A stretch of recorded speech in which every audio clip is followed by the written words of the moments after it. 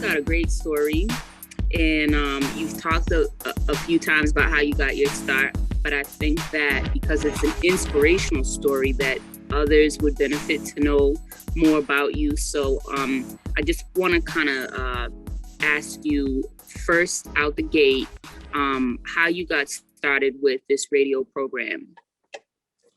So I got into radio because a now longtime friend of mine, Jess, was looking for someone to produce his radio show, and so he had hit me on the internet back in like 2002 on one of my producer websites and asked me, can I produce his radio show, Promo Radio at the time.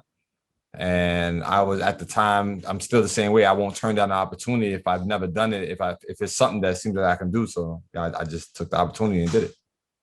It's in the Bronx, right? This is a pretty cool story. I've seen the pictures that you posted to your IG page, but talk about the genesis of the physical station itself in the Bronx, where it's located. So the Bronx, if you don't know, is the Mecca and the founding town of hip hop. So having a studio and a recording facility to help, creatives in the Bronx, makes so much sense for that, because this is where the art form was formed. It's where it originated from.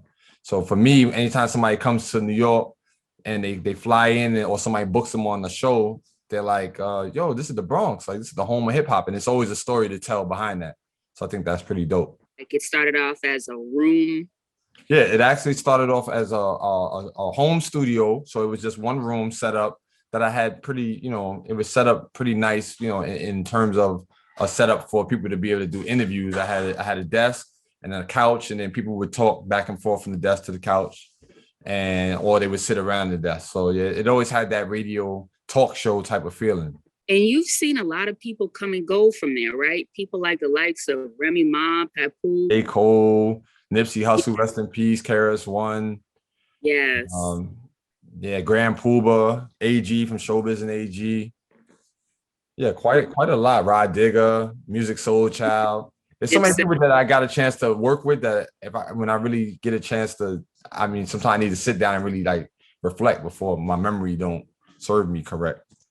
Your mom died when you were young, right? So you didn't have a heck of a lot of support. So this was really, a ground up effort for you. Right. She passed away when I think I was like 27. I was taken away from home at the age of 13. And then I think she passed away, like at 2014. No, excuse me, 2003. I don't know how old I was in 2003. 93. Okay, we can figure it out. 93, I was 18, so I was 28. So it's fair to say that you've kind of been this studio and all of your subsequent ventures is really an organic thing, right? Like, you're not, you don't have like parental backing, and so many of us, none of us really do, but sometimes people get it from a parent, or they have support from somewhere. So this was really an organic effort on your part. Right. How about Dad? Where was Dad? Got engaged with drugs too, but he was functional. He pretty much was a city worker, and he always came around. He always came around and to help me and my sisters, and played his role all the way till his last year of 2020 is when he passed.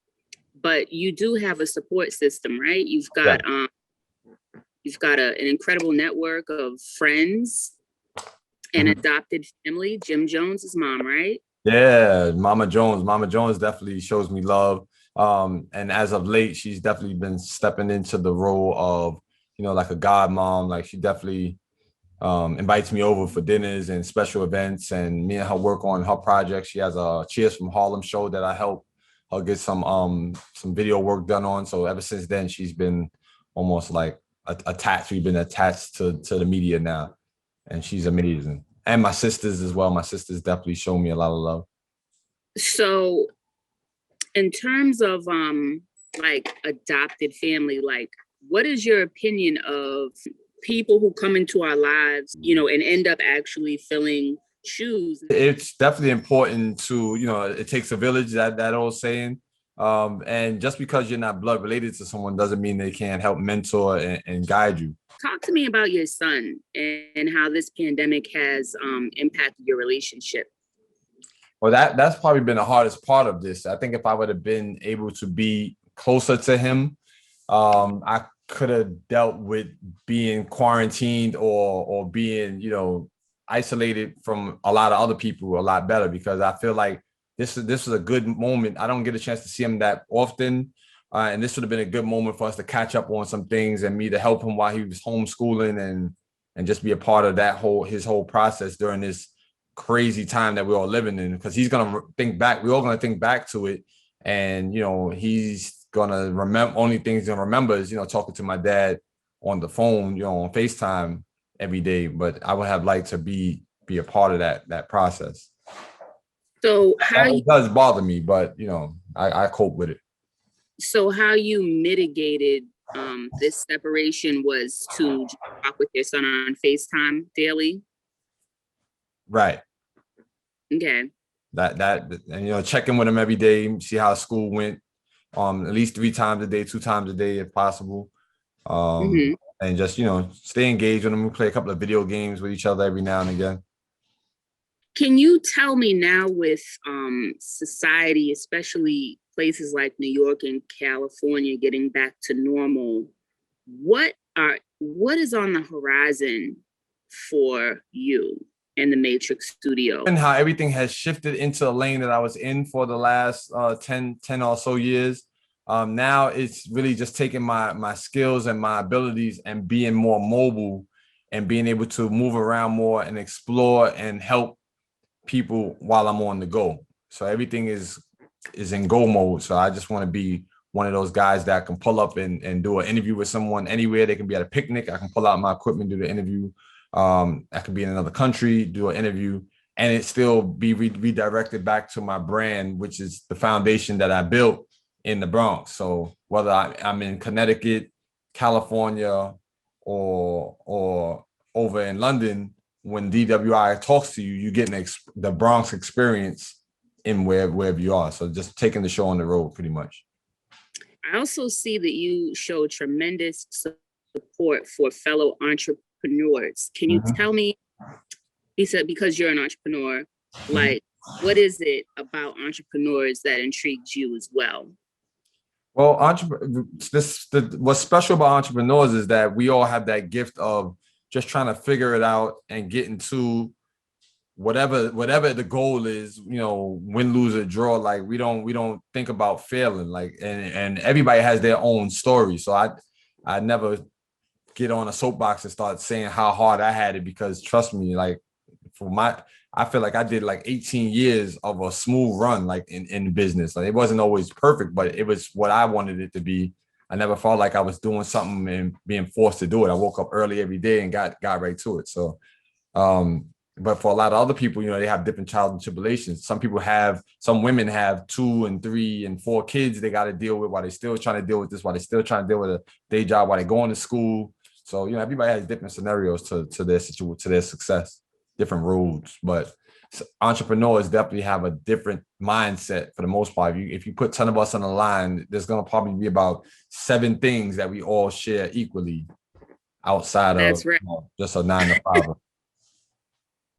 Is there anything that we should know about? Is there anything that we should look forward to in the coming future from the Matrix studio? I think you should definitely look forward to seeing more opportunities pop up in different places across the United States and in different countries, because we're definitely working on having more events and interviews and artists connecting from different places.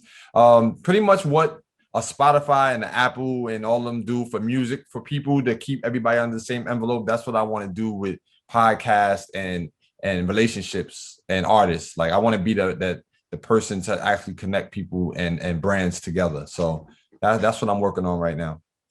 Beautiful.